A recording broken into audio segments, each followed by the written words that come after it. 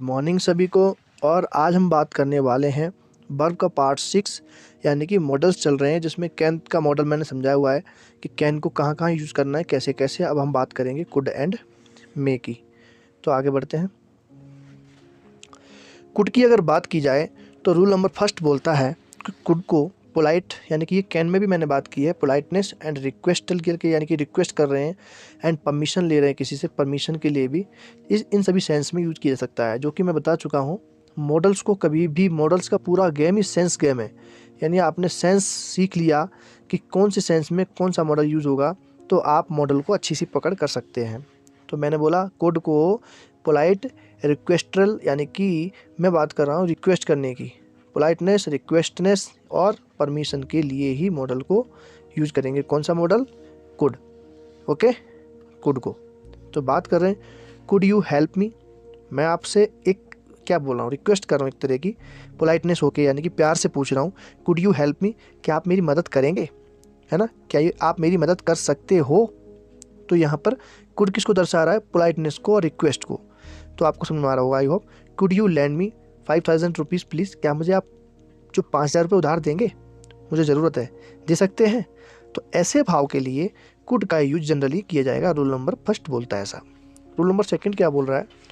Could को past के power, जो यानी कि पास्ट में जो निकल गया उसके बारे में बात करनी, लेकिन पावर दर्शाना है, वहाँ पे एबिलिटी दर्शाना, मैं ये कर सकता था, और कैपेसिटी दर्शाना है। ऐसे केस में कुड को यूज किया जा सकता है। तो पहला तो कुड को कहाँ यूज करेंगे? पोलाइटनेस के लिए, रिक्वेस्ट के लिए एंड परमिशन के लिए। और दूसरा कहाँ यूज करेंगे? पास्ट में जो, यानी कि जो पुराना इवेंट था उसमें मैं ये कर सकता था, मैं उठा सकता था, मैं ले जा सकता था, मैं मार सकता था।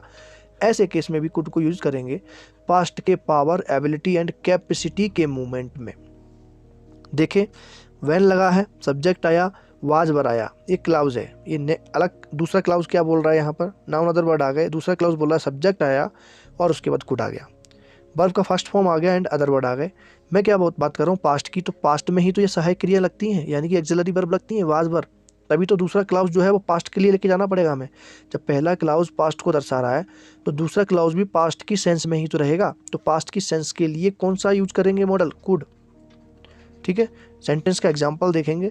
व्हेन आई वाज यंग, मैं जब जवान था, I could run 2 miles at a stretch, यानी कि एक बार में मैं कितना दौड़ लेता था? 2 माइल तक दौड़ जाता था, यानी दौड़ सकता था, ऐसा अर्थ है इसका। जब मैं जवान था तब मैं एक बार में 2 माइल तक दौड़ सकता था। क्लियर? तो बड़ा चढ़ा कर बात कर रहे हैं अपने बारे में। सकता यानी कि पावर की बात कर रहे हैं, यानी एबिलिटी की बात कर रहे हैं, अपनी कैपेसिटी की बात कर रहे हैं। ऐसे में कुड को यूज कर दिया जाएगा, लेकिन किस सेंस में? सिर्फ पास्ट के सेंस में। तो आई होप आपको ये क्लियर हुआ होगा। रूल नंबर 3 बोलता है कि कुड को indirect speech, direct speech and indirect speech, इनके अलग वीडियोस हैं, इनको भी पढ़ लें आप। डायरेक्ट स्पीच क्या होता है एंड इनडायरेक्ट स्पीच क्या होता है, तो ये लैंग्वेज कैसे है, दो क्लाउज को कैसे जोड़ते हैं, तब डायरेक्ट, मतलब डायरेक्ट में क्या रहेगा, इनडायरेक्ट में क्या रहेगा, तो क्लाउज का क्या सिस्टम है पूरा वहाँ पे बताया गया है। यहाँ पर सिर्फ इतनी बात करेंगे, कुड को इनडायरेक्ट स्पीच के पास्ट सेंस के कैन के लिए यूज किया जा सकता है। यानी कि जब सकना, यानी कि सकता या सकना की बात हो, मैं ये कर सकता था, कर सकता हूँ के लिए कैन। लेकिन इनडायरेक्ट स्पीच के पास्ट के लिए किसको यूज करेंगे? कुड को। देख लेते कैसे। ही सेड, उसने कहा था, दैट, कि he could beat me in a race, यानी कि वह दौड़ में मुझे पीछे कर सकता था। किसने कहा था? उसने कहा था कि वह मुझे एक रेस में पीछे कर सकता था। तो सकता था के अर्थ में कुड को यूज कर लिया गया। क्यों किया गया? क्योंकि यहाँ पर पास्ट सेंस की बात हो रही है। यानी कि सेड क्या है? सेकंड फॉर्म है सेंटेंस का, और सेकंड फॉर्म में क्या लगता है? पास्ट में तो लगेगा सेकंड फॉर्म, है ना। तो यहाँ पर मैंने यही बात की, दो क्लाउज यहाँ पर हैं, जुड़े किससे हैं? दैट से। और क्या बोला जा रहा है कि वह मुझे पीछे, यानी कि किसी एक रेस में मार दे सकता था, यानी कि पीछे कर सकता था, ऐसा इसका अर्थ निकल रहा है। नेक्स्ट बात करें अगर कुड की, तो रूल नंबर 4 बोलता है अनरियल सिचुएशन हो। कैसी हो? रियल सिचुएशन ना हो, अनरियल सिचुएशन हो, पॉसिबिलिटी के सेंस में हम यूज़ कर सकते हैं कुड को। कैसे? इफ़ आए और उसके बाद आए सब्जेक्ट, फिर आ जाए V1, यानी कि वर्ब का फर्स्ट फॉर्म हो, अदर वर्ड हो, उसके बाद सब्जेक्ट हो, फिर कुड को यूज़ करके हम वर्ब का फर्स्ट फॉर्म लिख के अदर वर्ड लिख सकते हैं। लेकिन कंडीशन क्या होनी चाहिए? अनरियल, ठीक है, सिचुएशन होनी चाहिए। पॉसिबिलिटी की बात की जाए, सब्जेक्ट हो, कुड बी हो और उसके बाद अदर वर्ड हो जाएगा। देख लेते कैसे। इफ़ आई हैड मनी, अगर मेरे पास पैसे होते, यानी कि रियल सिचुएशन नहीं है, पैसे थे नहीं मेरे पास, लेकिन अगर होते, यानी कि बात होगी किसकी, अनरियल सिचुएशन की, रियल थी नहीं, मतलब मैं एक आवाज़ कर रहा हूँ, अगर मेरे पास पैसे होते, है ना, यानी कि अगर मेरे पास पैसे होते या मेरे पास पैसे रखे होते तो I could start some business, तो मैं कुछ धंधा पानी शुरू कर सकता था। तो यहाँ पर सिर्फ यही बात की जा रही है, अनरियल सिचुएशन हो, ऐसे में क्लाउज के दूसरे जो पार्ट में हम कुड को यूज करके सेंटेंस को कंप्लीट कर सकते हैं। दूसरा सब्जेक्ट आया, it could be A bomb, यानी कि यहाँ पर पॉसिबिलिटी दिखा रहा है, हो सकता है कि ये बम हो, यानी कुछ रखा है सामान, एक खाली पाली बैग पड़ा है या बॉक्स पड़ा है, तो लोग डर रहे हैं, दूर से बात कर रहे हैं, तो एक बंदा बोला it could be A bomb, यानी कि यह है एक बम हो सकता है। यानी कि जब पॉसिबिलिटी दर्शानी हो, ऐसे केस में भी कुड का यूज यानी इस्तेमाल कर सकते हैं। ठीक है, तो कुड की बात और कर लेते हैं रूल 5 के हिसाब से।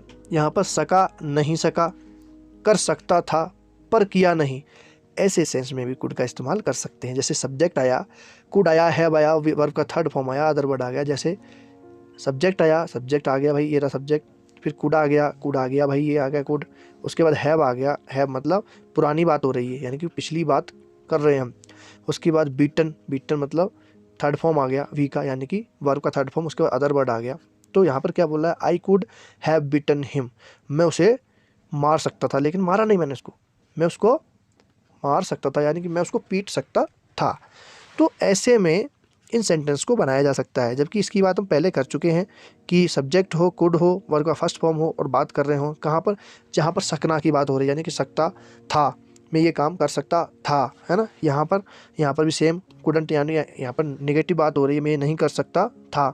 तो इनके एग्जांपल में पहले समझ चुके हैं हम कि भाई ये सिंपल है और ये थोड़ा स्पेशल था, जिसमें कि पुरानी बात हो रही है, मैं ये कर सकता था पर मैंने किया नहीं, है ना। तो बहुत लंबी लंबी मारते हैं ना लोग, तो वही वाली बात यहाँ पर हो रही है। अब अगर हम कुड के बाद बात करें मे की, तो मे को कहाँ कहाँ यूज़ करेंगे। जनरली हमने इसको मे को पहले कैन के साथ कवर किया था, बताया था कि मे को परमिशन के लिए यूज़ करते हैं, जब रिक्वेस्ट यानी कि फॉर्मल परमिशन लेनी हो। तो बोला है मे को फॉर्मल परमिशन देने और लेने के यूज़ में मे का यूज़ कर सकते हैं। जैसे मे आई कम इन सर, इसके बारे में मैं पहले बात कर चुका हूँ, ज़्यादा डिटेल में नहीं जाएंगे। मे आई यूज़ योर पेन, क्या मैं आपका पेन इस्तेमाल कर सकता हूँ।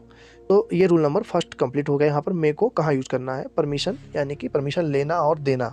ठीक है, इसके सेंस में हम मे को यूज़ कर सकते हैं।